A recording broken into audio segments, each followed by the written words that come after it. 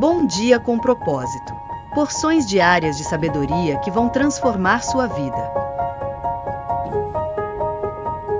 Bom dia, seja muito bem-vindo a mais um Bom Dia com Propósito. Estamos iniciando a semana com muita alegria, com muito prazer de estar aqui com você, claro, e com a mensagem que nós vamos compartilhar essa semana, que nós vamos aprender juntos, né? Eu sempre digo aqui que eu estou aprendendo junto com você, porque aí meditar na Bíblia, meditar na Palavra de Deus todos os dias, é todos os dias ser renovado. É como se todos os dias começássemos do zero, o renovo, a reconexão com Deus. Esse é o propósito principal desses devocionais que nós estamos aqui, de segunda a sexta, 6h da manhã, sempre conectados com você, sempre trazendo uma palavra de sabedoria, uma palavra de vida, visando conectar você com Deus, porque nós sabemos que os dias são maus, a correria é grande, às vezes a gente vai colocando um obstáculo e outro para, eu não tenho tempo de ler, eu não tenho tempo de orar, eu não tenho tempo para isso, então nada mais justo, mais inteligente e mais sábio do que apresentar a Deus os nossos primeiros minutos do nosso dia, né? As primícias do nosso dia. Por isso eu estou sempre aqui com você, desafiando aí todos os obstáculos, desafiando a vida de uma certa forma, né?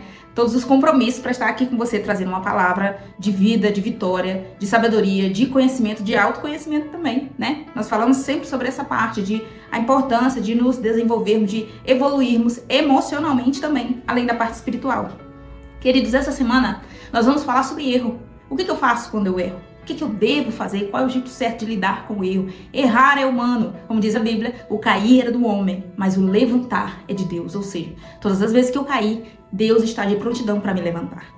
Sabemos que todos nós somos pecadores, mas quando nós passamos a pertencer a Cristo, a ser chamados filhos do Deus vivos e não mais servos, mas filhos, não mais criatura, né? Como diz a palavra, mas filhos, nós sabemos que a partir desse momento, nós não somos mais escravos do pecado. Apesar de pecar, não somos mais escravos do pecado, mas agora livres pelo poder da graça do Senhor Jesus Cristo, como está escrito, né?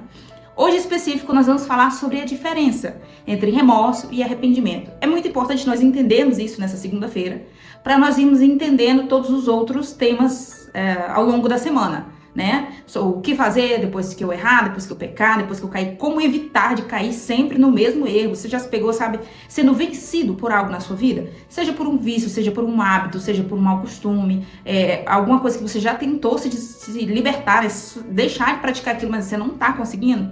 Nessa semana você vai aprender como parar de cair nos mesmos erros. O que pode ser feito, o que a Bíblia vem nos aconselhar sobre isso.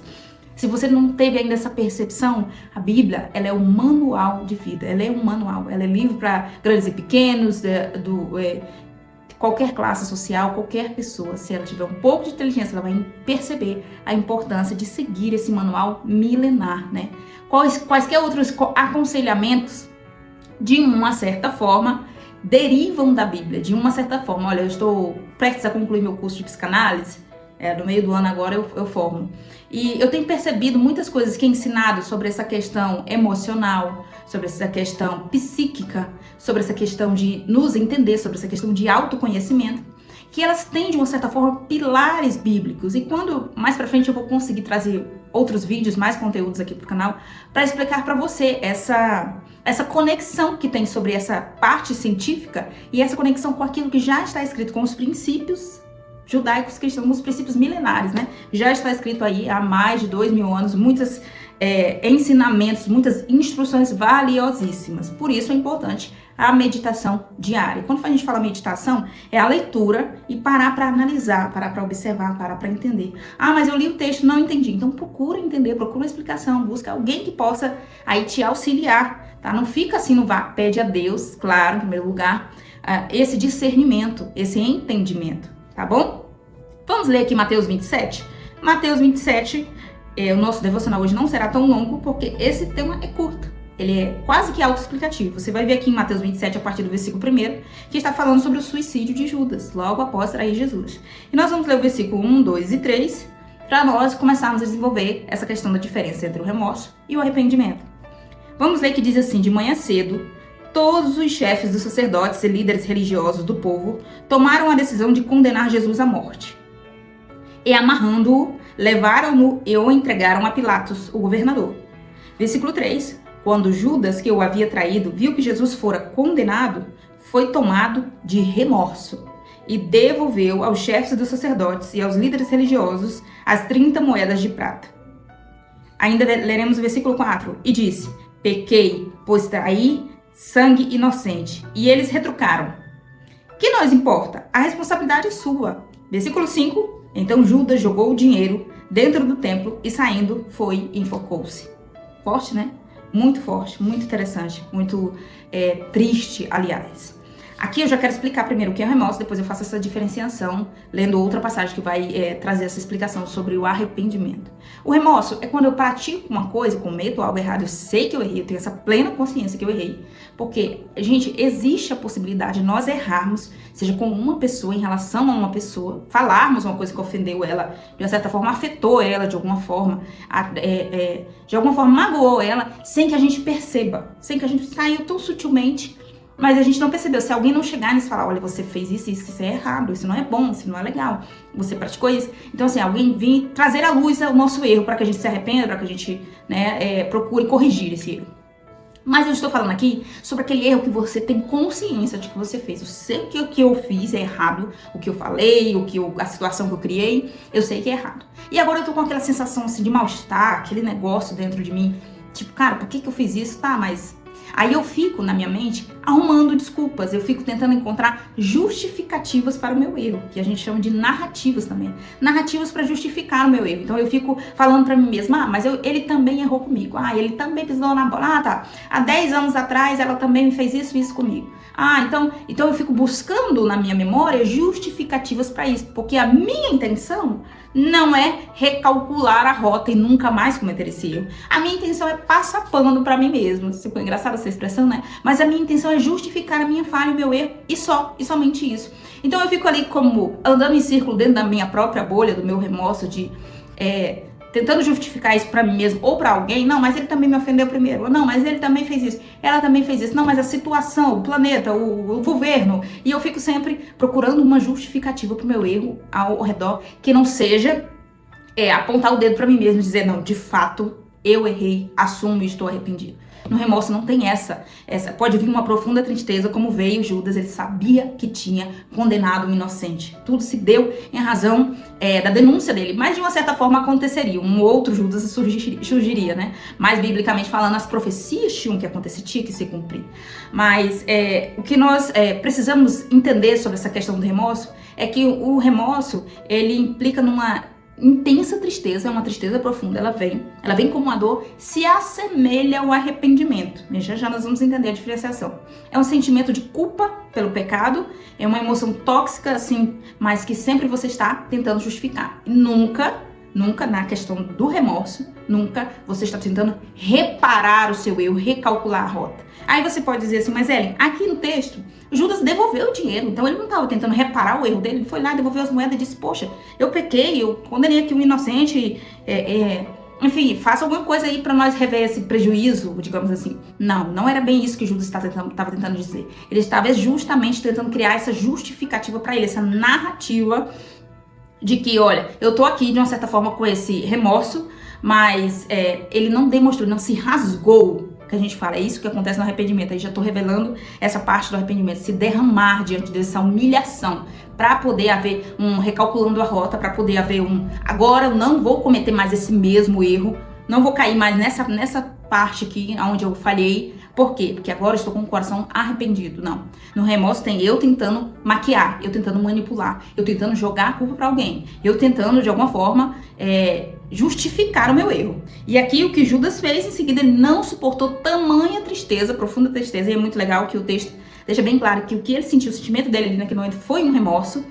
E aí, depois de devolver o dinheiro, ele saiu e foi tirar a própria vida, né? Dar cabo da própria vida. E nós sabemos que isso na vida prática hoje, atualmente, dias atuais, isso acontece com muita frequência. Com as pessoas que praticam mal, às vezes trai cônjuge, né? Às vezes comete outros tipos de erro, de falha, e a pessoa não consegue lidar com aquilo, ela não consegue dar lugar, permitir que o arrependimento invada o seu coração, que nós vamos aprender agora sobre arrependimento, e ela fica só com aquele remorso, aquela sensação de tristeza, aquela sensação de eu sei que eu fiz uma coisa errada, mas tá, vida que segue, eu vou tentar seguir a vida.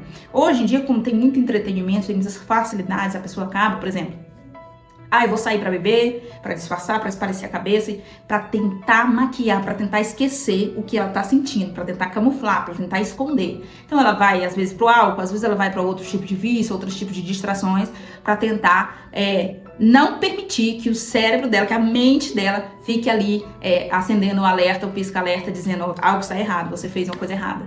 Conseguiu entender? Vamos ler mais uma passagem? Agora para entender o arrependimento. Aí nós vamos fazer essa combinação, essa diferenciação, desculpa.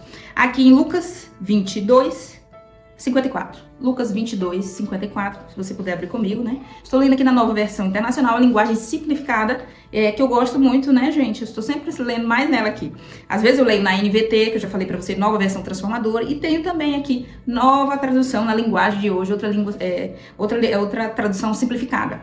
Todas elas você consegue adquirir gratuitamente através de aplicativos. Se você não pode comprar aí uma Bíblia de papel física, você consegue ter essas linguagens mais simplificadas por meio de aplicativos mesmo na sua loja de aplicativos do celular, tá? Vamos ler aqui. Lucas 22, 54 vai falar que quando Pedro negou Jesus, né? Eu não vou ler o texto todo, vou ler o início já, o final da história, que diz assim: então, prendendo-o, levaram-no para a casa do sumo sacerdote. Quem? Prenderam quem? Jesus, né, gente? Pedro os seguia à distância. Mas quando acenderam um fogo no meio do pátio e se sentaram ao redor dele, Pedro sentou-se com eles. Uma criada viu ele sentado à luz do fogo. Olhou fixamente para ele e disse: este homem estava com ele. Ou seja, Pedro estava com Jesus, né? Esse homem estava com ele. Mas ele negou: mulher, não o conheço. Pouco depois o homem viu e disse: você também é um deles. Homem, não sou. Pedro respondeu. Cerca de 1 hora mais tarde, outra afirmou: certamente este homem estava com ele, pois é galileu. Pedro respondeu: homem, não sei do que você está falando. Lembrando que Jesus já havia avisado Pedro que ele o negaria 3 vezes antes que o galo cantasse. E aqui no final do texto vai dizendo: saindo dali, chorou amargamente. Nós conseguimos ver aqui já de cara uma grande diferença dessas duas histórias, desses dois contextos, duas pessoas que andaram lado a lado com Jesus, que presenciaram milagres, que presenciaram os ensinos, que ouviram a palavra constantemente, diariamente, inclusive na missão que Jesus enviou os apóstolos, sozinhos assim, em duplas, dois para uma região, dois para outra região, dois para outra região. Judas também foi nessa missão. Então ele esteve no trabalho missionário, levando a palavra, pregando, quem sabe até operando milagres, ou seja, presenciou tudo, viveu, andou com o mestre e ainda assim não tinha um coração arrependido. Ainda assim não tinha um coração aberto para a transformação, para a libertação. Porque o arrependimento ele é isso. Ele é a libertação, ele é a transformação. Porque o que difere principalmente o arrependimento do remorso é isso. É porque eu sei que eu errei, a minha mente está aqui, piscando. O Espírito Santo está no meu coração, me apontando assim: você fez errado, procura se redimir. Mas aí eu não consigo ficar na inércia. Aí, quando a minha mente, a minha carnalidade, a minha natureza pecaminosa fica tentando criar justificativa: mas eu fiz isso porque ele também fez aquilo no passado. Mas eu fiz isso porque ele me ofendeu primeiro. Enfim, quando a mente vem tentando fazer isso e eu estou com um sentimento de arrependimento, eu aponto o dedo para mim literalmente e digo: não há nada que justifique a minha atitude. Nada. A culpa foi minha, o erro foi meu. Foi eu que poderia ter me controlado, foi eu que poderia ter evitado essa confusão, foi eu que fui lá, foi eu que falei, foi eu que pensei, enfim, eu consigo olhar para mim e enxergar o meu defeito e não criar caso, não criar uma desculpa, não dar espaço para narrativa mental criar força, porque o arrependimento está aqui no meu coração. O que eu quero agora? Tudo o que eu quero agora é me redimir. Tudo o que eu quero agora é nunca mais cometer o mesmo erro. Percebeu a diferença? Por quê? Nós lemos aqui o texto de Pedro e nós sabemos que Pedro foi um dos maiores nomes na construção da igreja primitiva. Jesus morreu, ressuscitou e esteve presente ali dando umas instruções finais para os apóstolos, como o próprio Jesus diz: Pedro, tu me amas? Falou 13, Pedro, tu me amas? Então apacenta as minhas ovelhas, deixando ali na mão dele uma missão muito importante. Claro, nas mãos de todos os outros, cada um tinha um papel fundamental ali, os 12, né? Que mais tarde, após a morte de Judas, foi substituído pelo Matias. E veio também o apóstolo Paulo, veio toda a construção da igreja que nós aprendemos aqui no livro de Atos, que nós podemos aprender ali. Mas o que eu quero dizer para você é que aqui, esse choro amargo de Pedro, que nós lemos aqui no versículo 62 de Lucas 22, representa o arrependimento de todo o coração. Poucas vezes na história bíblica você vai ver homens, e aí em todas as histórias bíblicas tem aí o período dos reis, né, os dias de Davi, o período antes de Davi, depois de Davi, por exemplo, o rei que veio antes de Davi, Saul, perdão.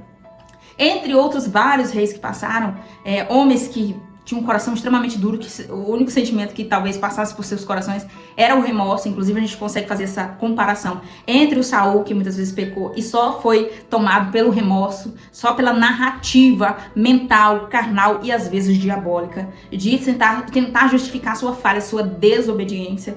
Então, em contrapartida, Davi, muitas vezes, que falhou, que pecou, mas que se rasgou, que se derramou na presença de Deus, que implorou por misericórdia, por favor, e pediu, e além de se arrepender, declarou que não mais cometeria aquele mesmo erro. Tu percebe? Você que está me ouvindo consegue perceber que tem essa diferença de eu errei, eu pequei, eu peco, ontem eu pequei, hoje eu posso ter cometido um pecado. Você consegue perceber que nós somos pecadores, mas não somos escravos do pecado. Então, se uma pessoa está constantemente, com muita frequência, ela até perdeu já a credibilidade, de uma certa forma, porque ela cai num mesmo erro, numa mesma falha. Não fala aí só sobre questão de traição, por exemplo, mas poderia ser uma pessoa que compra e não paga, tem muito isso. Infelizmente, tem muitas pessoas que assim, uma pessoa, eu não tô conseguindo trazer mais exemplos aqui, mas você deve imaginar aí, pessoa que tá ali constantemente falhando naquilo ali, que ela já tá sendo descredibilizada, até o discurso dela já não tá sendo mais ouvido, o discurso de arrependimento. Por quê? Porque de uma certa forma ela se tornou escravo daquilo. E quando Cristo morreu, ressuscitou, fez o sacrifício, cumpriu a sua missão, ele veio para nos tornar livres. Está escrito no livro de João: portanto, se o Filho vos libertar, verdadeiramente sereis livres. É dessa liberdade que eu quero experimentar. E eu tenho certeza que é dessa liberdade que você quer experimentar. Não quero ser escravo do remorso. Não quero que o remorso me leve a sucumbir, a querer destruir a minha vida. Eu quero estar aos pés do Senhor arrependido. Eu quero estar aos pés do Senhor entregue. Porque é depois do arrependimento que vem o processo tanto de cura interior, quanto o processo de cumprir a minha missão. Aquilo que Deus me chamou para ser, para fazer aqui na Terra. Ou você acha que nós somos obras do acaso, nós somos obras do... enfim, nós estamos aqui na Terra só de passagem, mesmo só curtição, só para curtir a vida. Eu tenho certeza que não, que se você está aqui me ouvindo é porque você sabe que nós temos um propósito maior. Por isso estou sempre aqui com você de manhã. Bom dia com propósito. Relembrando você que a sua vida tem um propósito. Você foi chamado para um propósito. Nossa passagem na Terra não pode ser uma página em branco. E não pode ser também uma página onde só se tem discurso de ódio e de dor. Apesar dos pesares, apesar do que nos fizeram, do que podem ter feito conosco no passado.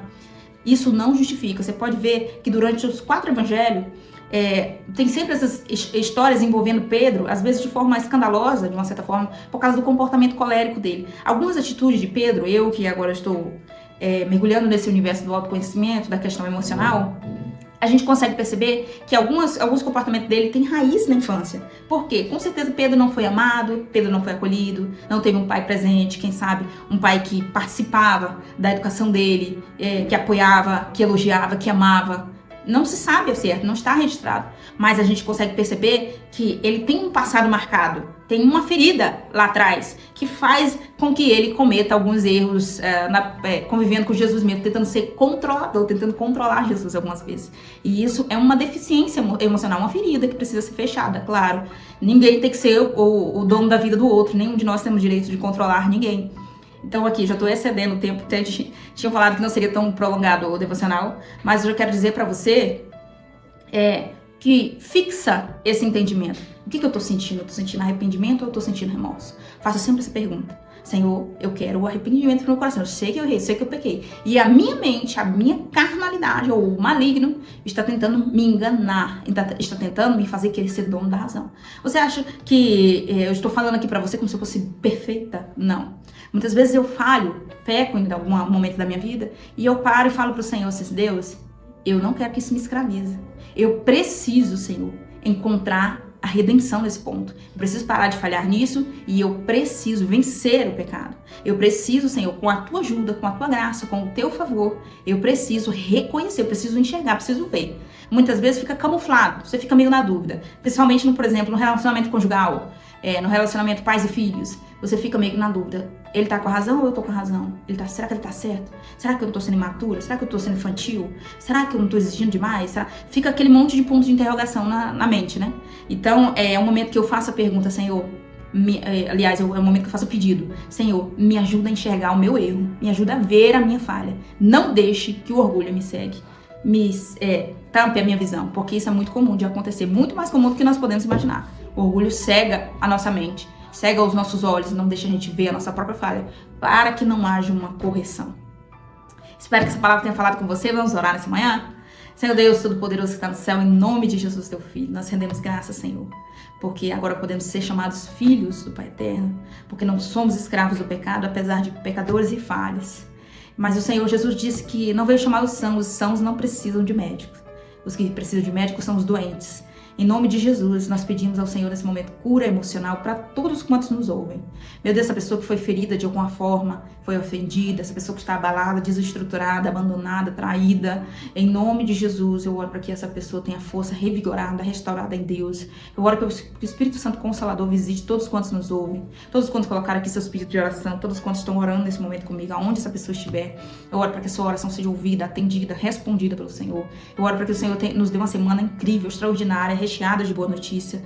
Eu oro para que o Pai Eterno nos dê força para estar aqui constantemente, reunidos, na sua fé, aprendendo, recebendo, nos conectando com o Pai Eterno. Eu oro para que todas as vidas sejam alcançadas, todos quantos nos ouvem, compartilhem, Senhor, para que mais pessoas sejam alcançadas. Eu oro para que o Senhor sopre essa mensagem, todas as outras que nós temos aprendido com o Pai, para que outras vidas sejam alcançadas, para que outras vidas sejam abençoadas e sejam transformadas. Esse é o objetivo principal do Manual da Vida Eterna, transformar vidas, conduzir-nos para a vida eterna e nos afastarmos do mal, nos afastar do nosso egoísmo, do nosso orgulho. Em nome de Jesus, nos ajuda a viver o pleno arrependimento. Todos os dias da nossa vida está em constante devoção na Tua presença, Pai, reconhecendo que sem Ti nada somos, como está escrito. Abençoa o nosso dia, a nossa vida está entregue nas Suas mãos, todas as nossas necessidades, todas as nossas petições, todos os nossos medos, nossa segurança, nossas dores. A Ti nós entregamos, ó Pai, e pedimos, toma conta da nossa vida, toma a direção da nossa vida, desde agora e para todo sempre, em nome de Jesus. Amém. Deus abençoe a sua vida de uma forma especial. Deus abençoe a sua semana. Deus abençoe que você receba boas notícias, que as portas se abram, que a sua casa seja abençoada.